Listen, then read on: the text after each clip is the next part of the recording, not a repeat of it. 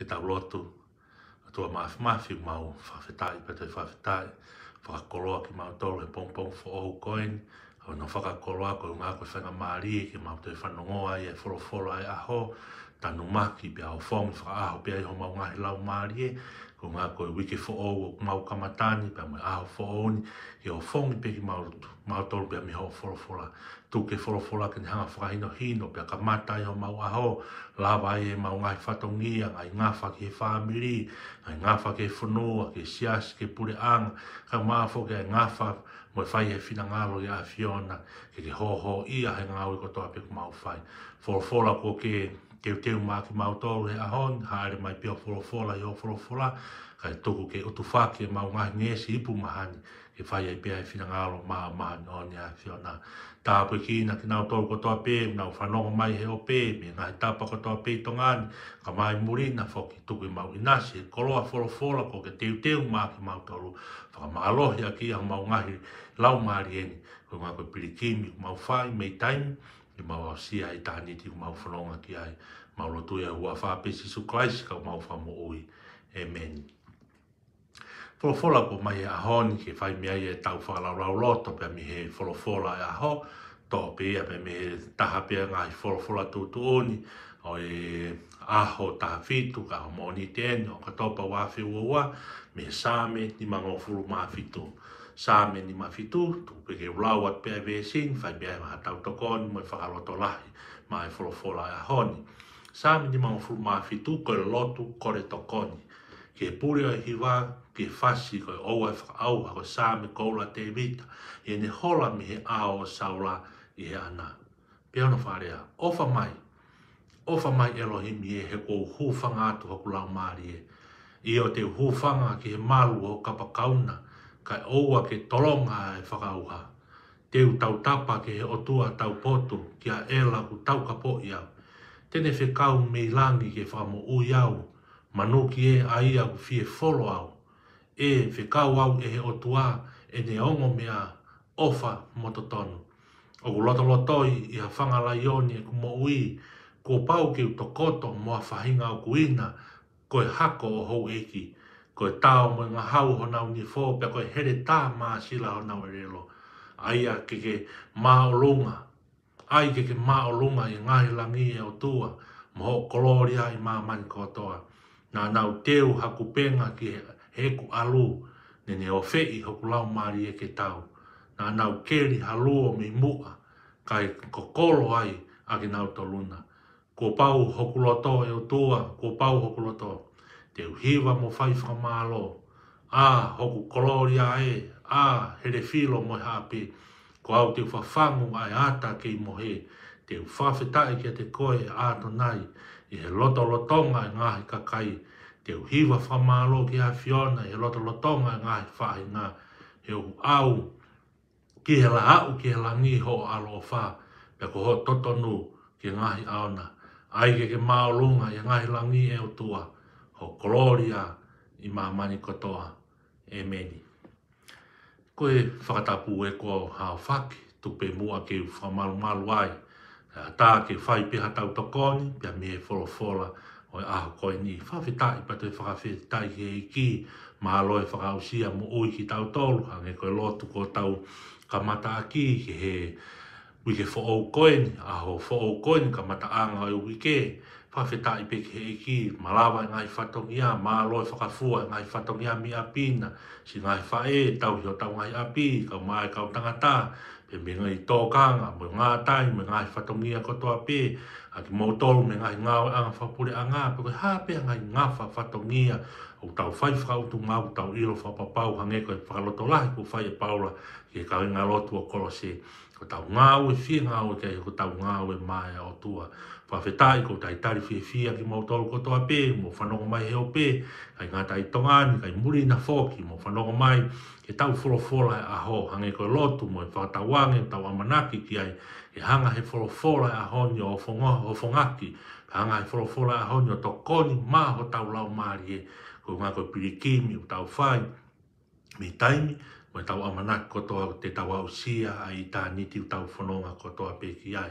Kai ke whainga maari e koni, hange koe wholofola ko tau lau, sāmini mga whulu mawhitu, ai ha whainga maari e ke mea whanonga le lei mai, a tū ke hinoi ki tau tolu he wholofola, pai ho tau whakatonua, pa whai ho tau whahino hino, ke whakatonu e kāpasa wholau me kaweinga e tau ngai whanonga, whawhoi tui tui, whanonga ha tau whamiri, whanonga e siasi, e tau au sia e tā niti tau mua kotoa ke tau whanonga ki ai. Sai ku tau si tua me ane a whina me sāpate evangelio. Pea mohono o whongi he ngahi sai o ne kotoa pe, ngahi whare lotu e Wesley ana kotoa pe i tongani, kai maa morina whoki. Iyo, ngai o whongi ki tau tolu aki ai lotu, whai mawai pe o oa na wai wai. Tala noa ia luke vai tawa lupa ko vesi ulaki, ke walu koe lotu ia, whai mau pe. Owa na fiu, lotu he pongi pongi, lotu he hoata, lotu he fiafi, lotu he whainga maari e kotoa pe tau mau tau ohake he lotu. Tūnga he tau lotu pa moe, whakakina, pe ngāri ko tai me ngāo, ho whanga whakatapu, e tau lotu ki he o tau tua. He kai ke tū mai hange koe, tū mai ai tala noa whakatātā, e luke tā wālua e whakamāuia, ke oange e fie mau ai witou, koe ngā ko hana maheni, pe koe ngāo e le lei ko whai e witou, ka koe uhi ngā pia tene o ngō i pe ia ku kina ia. E kina ia e de mo'ui, ko ngā koe tuki, aho pia mo pōne whai he witou, whawhetai, na ne tuangi ai e matapā, ke re simo e matapā e whainga maari, o pehepe ai tau lotu. Lotu whai mau pe koe sipi ngai, koe fō ngai, e tau toki aho mo e pō, pa te tau amanaki whakaawa mai, e tā mai e ngahi matawai o e kresi o langi iyo, ke tau inasi ai tohi ai ho tau hingoa, i he tohi o mui. Whawhetai koe evangelio, i tau whanonga mai pa mui, afu e whakamanatu e sāpate evangelio, mono ngahi wholofola, koe evangelio, koe whakahauwhi mu ui mai pureanga o tua iyo, whakahauwhi ake haa ai kōsperi, pe koe ongo le leo e ko si suklaisi. Whawhetai, e hala nai ke tau pehe, koe evangelio, koe lotu whai mau pe. He koe lotu ia, koe hao anga ia ha mo ui, me whakamāu au tu unuku mai. Koe wha lotu, mo ui lotu, pe, koe mawhiri lotu, koe hao anga ia tau mui me whakamāu au tu unuku mai, ka tau mau e tāpu aki o whokeresi o tawhi mai, me langi o tau inasia. Iyo, koe lotu ia kono whakaawa mai e keresi mai mesi o loto langi ke tau inasi he puri anga he wani. Tala noa whakatātā ia a nea whina, tala noa e sāpate evangelio ke luke tāwalu vesi uraki ke hewa. Koe lotu ia ku viri tae onua. Lotu ia tau whakakina ia e ki ruwhanga e whakatapu aki e tau lotu. Ia koe lotu mālohi ia kune whakahaa ia koe tui mālohi. Koe tui o ku hange ia a maka tui tahi.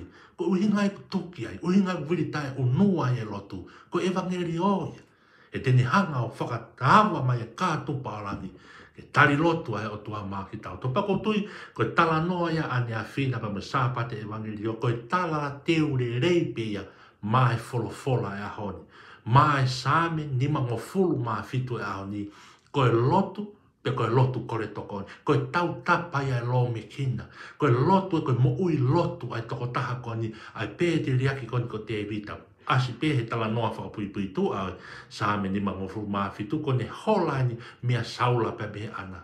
Pe ana ne whai ai e lotu kore tokoni koni, ke o tuaka ne hao whaki ne mo ui, te ria ngahi, kovi pe me ngahi nau, me ngahi nunua, o tunu ke ne mo ui koe ngā koe tui koni ko saula, whawhetai. Koe lotu kore tokoni a pe te riaki koni. Pea ku hoko atu pe he ahonia kamata mai me ane afi. Tau whatonga e ngai wholofola e aho e tau whanonga mai he lau wholofola. Tohi whawhia ngai au si tau me nofo ki he whakamamafa o e whakamau inga i e lotu. Iyo, ka e hala nai ke tau pe koe sāme nima ngofulu mawhitu he ahoni kohono whekau te whito. Koe lotu. Hange koe taha e mai rea, nei whea o whongi ka te tau tolu, hange i e he taha e kau pureako mārolo, ne o ko ne toka toke tāson tame hawea, taime nei kei whaia e ako se ato tana ni hanga o uki ki mau tau ke mea ui koe mawhiri lotu.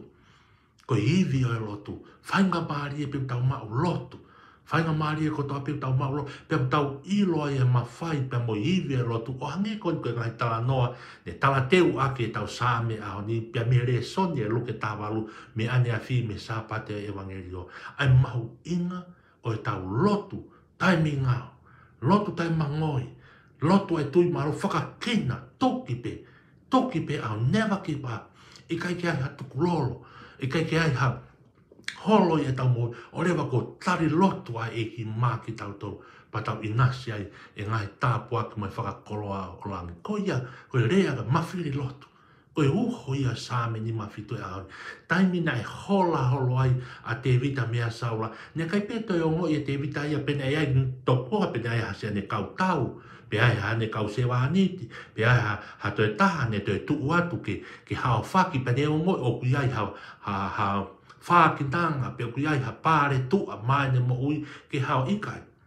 Koe mahafu tau, pe koe mea tau pe ia, o ngau e whanonga pe te rea ki kone te vita, ne hola holo i he toa whakone lotu pe. Whatonga i ange, koe lotu ko ni nei whai pe me futoafa mamate, futoafa paku ka, kana e hoko ene lotu mo ne tau tapa ke eko si sukalai, ene tau tapa ke he otua, nei hoko pia ke ne ngau i ai futoafa paku ka ko ni, koe toafa pia ulau muka muka. Tala noa i ne sāme e ua tolu, tau maheni kotoa, tau hia si o tene whakatoko toa e toa whakulau muka muka. Tawhi mai a ngahi mata wai ke teu i nasi kotoa pe i ngai tau koe lotu kore tokonia o sāme ni mangofuru mawhitu. Whatonga i ange, koe ngahi vesi kotoa mo tala noa sa where hono ngahi mata i koloa. Where hono ngahi tāpuaki mono ngai whekau ke tau whakalaulau loto ki ai ahoni mo ka mata ake tau wike fo o koni toke ke humaki atu pea ki whakaloto lahi koni ai mahu inga o e tau lotu mahu inga e uki e lotu whamiri mahu inga e uki e lotu whakafo i tui mahu inga e ke tau mawhiri lotu he koe power of prayer hivi o e lotu ia teni hanga whakaawa e ka atu paolangu patonga i e vesi uraki Vesi ulaki pe sāme ni mawhitu pehe he pe te ria kene te evita. Ofa mai Elohim ye, he ko hūwhanga atu hoku lau maari. Ko rea ko ni ofa mai o whahe tatawi ke hiki a moritoni he rea toke tā moritoni he rea whakatongai. Kai he rea whakahe pe luia, nofo ke uhinga omiha meesi. Hangai o fofonga mai, hangi asi he rea whakapilitania. Have mercy on me. Koe tau tapa ki ha mesi. Koe tau tapa ki ha kresi. Koe tala noa ia o whai e tau tapa e whatua ofa mai eki. Hangai o fofonga, oa tiki si tua pia te au. Ofa mai. Hala mai o tokone, hangai o fofonga mai kia te au. Kou fie mau hatu. Kou tau tapa ki mesi. Kou tau tapa ki ho kresi. Tau tapa ki ho ofa, ki umaru pe hawa. Pehe mau pe tau mo whaam ke tau tapa. Ki he mesi pa mo kresi whawhetai kau ngā karistiane. Whawhetai kau wesiriana. Ko si whakaai ai ofa ia kon pa mo kore kon te whai e te vita kon e sāme ni mawhitu. Li kore ha kresi, kore ha mesi. Tau tapa ke o toa iene o whana si whakaai ia. Nā si fulfilled a mission ia ko ia pa mo palofisai ia ko ia. Nā whakahoko ia Sisu Kraisi. Ko Sisu Kraisi ia e mesi ia o toa. Ko Sisu Kraisi ai kresi ai o tua. Nā ne whuaki māki māman. Ki ngā koia ko toa pe tui piki tai kia tea. Hei kai tene auha. Ka tene mau ai mo i tangata. Ko tau tapa ko ne whai e te vita ko nā os whakamo onia i e whukawa fo ia Sisu Kraisi. Ofa mai. E ono whuaki a Sisu Kraisi ko e ofa mai ai o tua ka te tau tolu.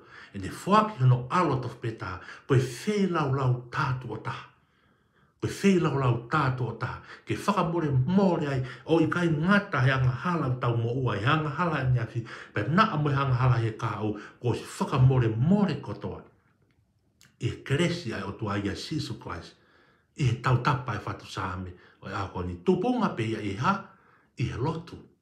Koe ni karanga ai, koe ni lotu en ofa mai o mai ha mesi. Kai ke, pesi ulaki, hoko atu e lotu koni ai whatu sāmea te vita pehe, ofa mai Elohim e, he ko hu whanga atu hoku lau maari.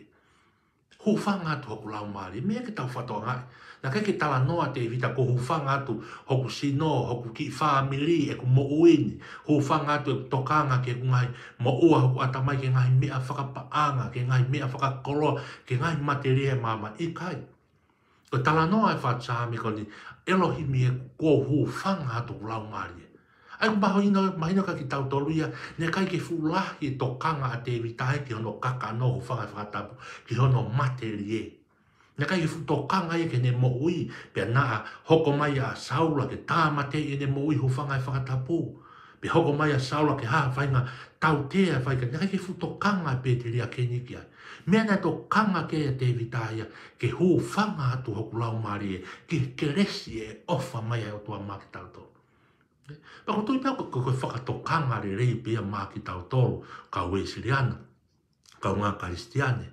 Nā kuai ha kuonga pa nā kua hoko he kuongani, nā ku tau tokanga lahi ange ki ho tau materie, ki ho tau kakanoho whangaiwhana, ki he ngai fie mau whakapaanga, fie mau whakasino, ki he tau wako, ki ngai fua ka venga, mo ngai ngafa kotoa e siasi, nā ngafa e whonuaka mai whāmi, nā tau fulahi tokanga ke, kai pasanga sanga, pe hangi whakatuai ki tau tō ohi ke tokanga ke hao whaki o tau lau maari. Ko tau lau maari aenia. Ne hoko mai a si su klaisi e fukawa fo oia. Ne kai ki hoko mai a ke tokanga i ko tau sino mo tau materie, mo tau lakanga, mo tau ngai. Tokanga lahi ange a si su klaisi ke whaki ange ho tau lau maari. Ko mea bo fonga ki tau tole, ko lotu ia e whatu sa mea, nā ne toka ngai eiki ke hu whanga atu hoku lau maari, ke hao whaki hoku lau maari, he ku ilo whakapapau e te evita, ko hono lau maari e, ko hono lau maari e, hange ku rea ke a paula, e osi, au ngā peo tau tangata i tua, ka ko tau tangata i loto. Ko tau ngahi lau maari, e tolonga atu ia, ko unga ko lau maari maari, e tolonga atu ia hiku ke moi tangata. Mea nei whaamua te vita e hene lotu tau tapai ani toka ngai hufanga atu hoku lau maari e. Hufanga atu hoku lau maari ke malu atu eiki ki ho kapakau. Eko e vesi uragia iyo te hufanga i malu ho kapakauna. Kai oua e tolona ai whakaauha. Koe whakaauha, koe talanoa e whakaauha, talanoa e vesi uragia samine pa fitu a te vita. Ke unga ke whakaauha ko heri, ke auha i hoku lau maari, ko unga koe ngāua e angara, koe ngāua e te woro. Kai hufanga atu hoku lau maari e ke kapakau malu mo maa whana e Fiona, ko unga ke tolonga e ku moui, pe au ngai sino ia, maki ia, hufanga whatapu, motu a te, ai fu sino materie nia, o tuku i whai toka, kai ke tolonga hoku lau maari o iku ke moi tangata. Whawhetare, pe hala pe koe tala noa ia e puna ke, awa e makatu o tuku ke hufanga atu, kai tolona e tau te a whai toko o fulawea, i he vai moe tātaa, tafe mi ho waka. Ko tau tapa e whatu sā mea koe dia, tau tapa ke hufanga, hangi ko tau tapa on whai e te vita sā me ni mawhi, ke hufanga atu hoku lau maari e, kai tolona e tau tea, kai hao whaki e moi me tau tea moi whakamau o tōtuku mai, kai whai toko hoku lawea. Whai toko hoku lawea, e ngahi makafo e ku moi, ko ngā koe ngāue e te wolo pa mone ngai oi. Iyo, ka i he vai pa moi taa ne tafe mi ho waka. Ko ia e ku maru ai, pe hao ai hoku lau maari e, o hange koe tau tapa e sāme nimange, mo furu maa fitu vesi ula ke haoni, Elohim e, ofa mai, ke hufanga atu hoku lau maari e, ke hufanga i e malu ho kapakauna. Pawheta, vesi whaka o siri ne pehe, i e whaifononga e, i e mohe o e mate, kau ka hake me whai toka puna ke tailoa, hawa e makatuku, tuku ke hufanga atu. Hufanga atu ai ho tau ngahi lau maari e, e tolona e whakaaua, tolona e tau tea iyo, ai aho te tau hake me whai toka. Tolonga pe ho tau lau maari, puna ke tailoa, ko ngā ko tau lau maari e, nai hao ia, pe nai malu ia, i e tōkunga malu, koe whakakoloa ia, o hao ho tau lau maari, pununga malu ko ia, ko eko si suklaisi, pe te tau iko ai ke mo i tangana. Koe lotu ia o sāmi, ni mangofuru mawhitu. Hange kou whatānoa, lahi a ngai koloa ia, pe mo ngahi maka mā pere mo taia moni o heriaki, pe mo ngahi koloa whakataanga sāmi ni mangofuru mawhitu. Kau tau whaam ke whakamā opo peki tau tau ke whora au, e sāmi ni mawhitu ke mahu inga o e tau lotu whai maupe. lotu tai tuku, tau tapa ke e ki hu whanga ke ho tau lau maari e, tau tapa ke e ki io na ne whaki mai ne keresi ko Sisu Christ, pe tuku ia Sisu Christ hono tata, ke hao atwai ho tau lau maari e, hao atwai ho tau, hao whaki ho tau lau maari, ka tau whakatuai, tau whakatuai e tau moui, tō ohi ki tau tolu, ke kore maho tau kakano, maho tau materie, me ngai mea au tau whi, maho konga o se awhio koi pehe e ki. Tala mai te tau i peki tau tolu, e tau ngai where mo whafo, sa me te au wataha, te tau i ki tau tolu, tau ki loto si ai. Tene tau i e tau ngai mea kotoa, kai tukuangi ho tau lau mare, ke hao whaki ho tau lau mare, ko ngā koe puri a ngai o toa. Hoko atu he mesi wape he, e te evita e sāme ni mga furuma vesi wa, te u tau tapa ki o tua tau poto, ki a ela o ku tau ka po ia. Koe tau tapa koni hangene tau whakatānoa, koe kore tokonia, koe mātu aki kore fie mau e tokonia o tua, ke inasia o tau, hota mai o e ki a te evita, inasia e tau moui. Pako ne tau tapa koni e whai ke huafa ela, ko tui ko ke mea i pia lawe, huafa ni hanga no o taki kotoa ngahi huafa si owa. Ngahi huafa ko ela erioni, ela loi, ngahi tala noa hange koe Israel, kakaya e otua, tala noa ki koe ela ia, Bethel, House of God, ela, erioni, koe whamat koe ngahi, koe huafa une koe huafa whakarewe rewa, tai mahaku rea, huafa mama o ato e otua, koe iau tau tapa ke, oku lotu ki ai, ai pete rea ki kona te evita, tau ange ke hao meai hono toko di, tau ange ke hao meai aene tautaka, ke hao meai aene keresi, ke hao whaki atu ki ai hono lau mara. Whawheta, tōnga pia i he lotu, tōnga pia i he mawhiri lotu, i he lotu whai mau pe oana vai vai, lotu whai mau pe oana tau whiu pe pahi, oana tau fōi, aroa pe ka taimu tau hoi tato hangi o ke tari lotu, lotu pe, tala noa kai whatu sa me koe lotu ai anga tonu mo maa ni o hinga e tau maa ni koe ke tuunga tau ngāwe ka tau maa ni he tau tui ke pekia pa po te tu ai ke Sisu Christ ai koe lotu ai tui lotu ai maa ni e tari lotu ai hia whawhetai hoko atu he vesi tolu pa mo vesi wha tala noa ai pe whenga e whiri pa mo ne ngahi o i hangi hanga e tala noa e whatu sa mea David ke whenga e ngahi whiri pa mo ne ngahi hangi koe turi ko whai mai e saula ne whakatatau i kai hangi haka ha whanga lai onia nau loto lotoi ai kau hako e hou e ki o nau tākoto mai koe ngai ngahau me ngai tau ngai here tā maa sila ho nau ngai ere roho whangai whakatapu o nau hanga ko toa ki ai kana kei te aha mea tau ia ne kai te aha mea ngā ue ia ne ngā ue aki te vita ke ne pare aki ai ngai ngahau vela ko ne ves tau ke ves wha ka koe ne lotu pe pea mo ne tau tapa ke eki o tua e ofa mai hao whaki atu hoku lau maari ko te mea ngā ue pe whakafou pe ne lotu pea mo ne nofo ke eki nonga pea pea mo fie maari ko ngā ko ne lotu pea mo ne tau tapa ne si ilo whapapau o si loi pe te vita ia e tari lotu ai o tua ia maana hoko atu lewa he vesi nima whanonga i pe ke vesi hongo furu me mei nofo kotoa pe ia ke ngahi tala noa ke whakawhitae pea mo i whakamalo hiri ne tau tapa a te vita ke ne lotu ke he eiki tau tapa ke hao whaki hono lau maari ne whakatokanga ke hono o tua he vesi nima e vesi tolu ke vesi whawhika waki pea mo i hoi e ngai whiri au mai ke vesi nima pa mai vesi on ke ne osi mai vesi on fulu ve o exame nima fitu tala noa pia ke whakawheta i pa mai whakamalo. Tā koa koe lotu ia koe whakawheta i. Tā koe lotu ia koe whakahiki hiki. Tā koe lotu ia koe whakamalo.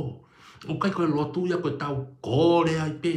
Koe tau aha ke he pongpongi pa mai. Ho whai tau lotu koe kore ai pe egi o mai e, o mai e, o mai e. Tau whautanga pa ko kina ia e o tua ia e tau lotu, ka pau lotu e lau miliona ma mani koe whai kore e lau miliona ta ko foi e tane neke whaino hino he egi e tau lotu ta mai lotu e egi a whaki mai piho loto kore peko e hamia lalahi, kore peko a langi flot peko whakawhetai lotu peko whakahiki hiki ai na ha tau lotu ko tau kui pe tau lotu whakawhetai sisu whakawhetai mau aho whawhetai e mau tā puaka ho whorofora. Amen. Ia ina ha tau lotu, ko tau lotu pe whakahiki eiki, ia au pea langi me ngāwe me koloria. Amen. Ia ina ha tau lotu, ko tau lotu pe o whakamalo a tata. Kau kai ko tau lotu ko i kore ai pe. Kore ai pe. Vesi ni make vesi o tala noa rewa a te vita ko ne whakamalo, whakalangi langi.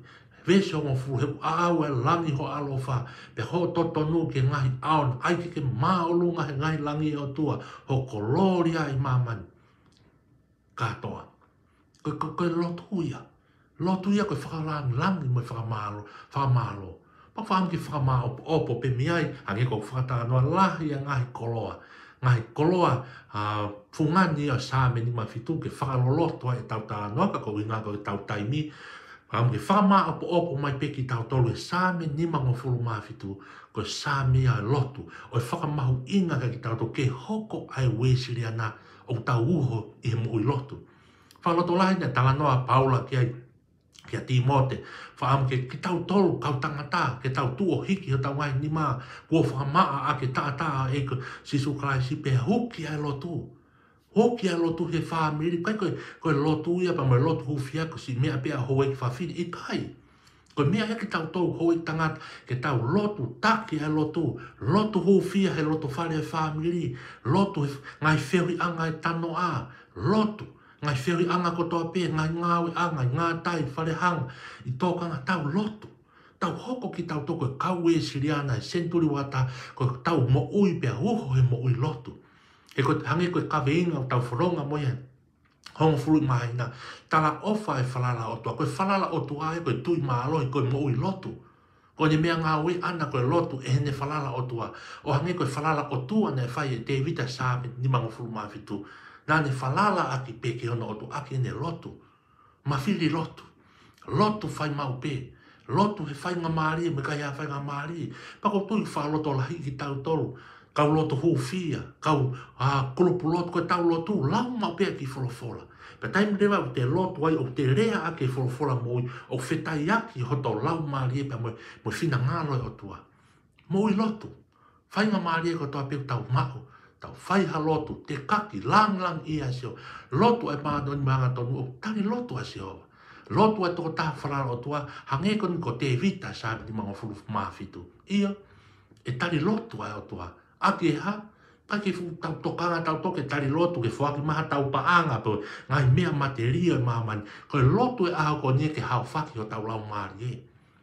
Hange koe luke taha walu. Mui mai whoke e luke taha whitu me luke taha walu. Tala noa e ke whakatokanga e purianga he wani. E rewa koe lotu ia luke taha walu ia. Koe ngā ke tau lotu ta e tu ke hao whake e tau mou ke purianga he wani. Ke mahinu ka ke tau to koe lotu ia. Koe lotu ke tohi ho tau ingoa he tohi o mo ui. O koe lotu ia koe kore paanga pe mo e kore ngai mea e bateria e maamani koe ni. Ka koe tau lotu koe tau kore ke tohi ho tau ingoa. He tohi o mo ui. Whawhetai. Koe wholofola e a honi whatana ki atu e hoko atu e tau ngahi ngā we. Hoko atu e tau ngahi ngā whae aho. Hoko atu e tau ngahi whatongia. Whakalau lotu. Whainga maari e pe lotu. Lau hau ki wholofola. Whaalotu mau pe. Te tau hange ko te evita e au ni sāmi ni mangofu mawhitu. Hao whaki ho tau lau maari e. Malu pe hao ho tau lau maari. Pe tau whanonga i pehe maamani ko ni moe tau amanaki. Iai aho te tau toi tuu. O mau e mo ui tangata. He tolonga atua tangata ho tau lau maari. O tua mawha whetai. Koe wholofola aho koni. Whaka koloa ki a pā ki mau tolu. Wholofola aho. O mai e whaikau mo e mahu inga ka ki mau tolu. Ke mau mo ui lotu. O hange koe pēte riaki kone sāme ni mau furu mawhitu. Lotu o tau tapa ki ho keresi iyo. Ko ho keresi e nake whaki mau aloha si suklais. O mau lau he kau pa mau kau he lau e pure anga o tua. Ngau mo e mau lotu. Ngau he kau e skriana ko toa pe. Kau ngā karistiani. Ke hoko mau pe e mau moi koe mo ui wha lotu. Lotu he whainga maari ko toa. Koe lotu pe o ne whakahā e mau tui lotu. O whakahā e mau tui o tua. Whakahā e mau whalala o tua. Koe ngā koe mau toki pe. He ko pau ke whakaawa mai e mata pāolangi. Mo e kātu pāolangi ka mau inasi. Ke ngai keresi pe mo e tāpua ke a whiona. Tāpua kina ki nāu tolu ko toa pe. Whanonga mai he o pe. Nā whanonga mai ke wholofola aho koni. Ka mai proklama. Me wholofola aho me kalawhiama amanaki. Sen tātoke tā mori toni me tuka alofa. Tuke whakaaku atu e wholofola ko toa pe ke ngai lau maari e. Ma lotu e mahu. Wafa o sisu klaisi ka ko mau whamu ui. E meni pa koe kresi ai ko suklaisi mo ofa toka tamai mo e whio lau maari e maadoni. E tō fo ia te ka mau tō mea hon, whai pio tai ngata. E meni.